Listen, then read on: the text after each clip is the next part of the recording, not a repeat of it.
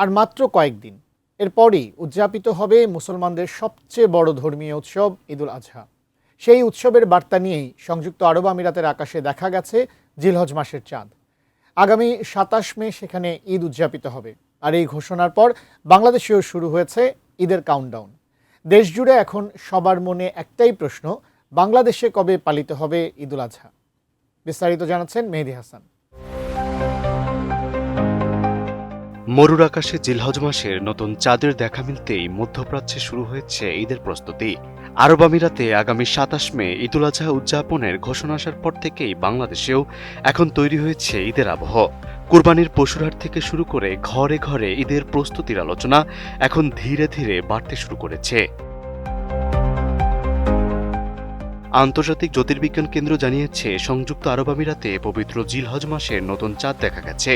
রোববার সকালে আবুধাবির খাতম জ্যোতির্বিজ্ঞান পর্যবেক্ষণ কেন্দ্র থেকে দিবালোকেই হিজরি ১৪৪৭ সনের এই চাঁদের ছবি ধারণ করা হয়। পর্যবেক্ষণের সময় চাঁদটির বয়স ছিল প্রায় ৯ ঘণ্টা এবং সূর্য থেকে দূরত্ব ছিল ৭.৮ ডিগ্রি। এই হিসাব অনুযায়ী আগামী ২৭ মে দেশটিতে পবিত্র ঈদুল আজহা উদযাপিত হবে বলে জানানো হয়েছে।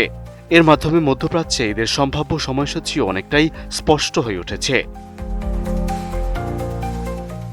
উন্নত মানের কাঁচামাল আরআইএল অ্যাঙ্গেল এন্ড চ্যানেল, এখন কাঠের দিন শেষ, আরআইএল এর বাংলাদেশ।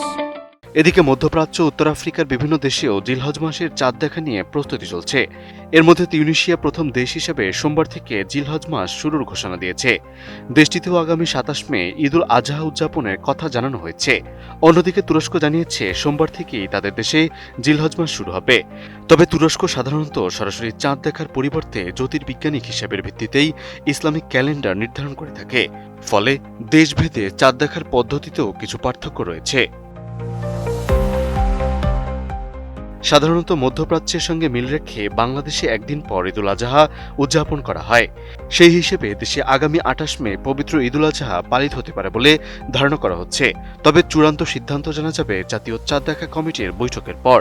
ইসলামী ফাউন্ডেশন জানিয়েছে, সোমবার সন্ধ্যা ৭:৩০ বাইতুল মোকাররমে জাতীয় চাঁদ দেখা কমিটির সভা অনুষ্ঠিত হবে। এতে সভাপতিত্ব করবেন ধর্ম বিষয়ক মন্ত্রী কাজী শাহ মোফাজ্জল হোসেন কায়কোবাদ। সভায় জিলহজ মাসের চাঁদ দেখা এবং বাংলাদেশে ঈদুল আজহার তারিখ নির্ধারণ করা হবে। মেহেদী হাসান, এটিএন নিউজ।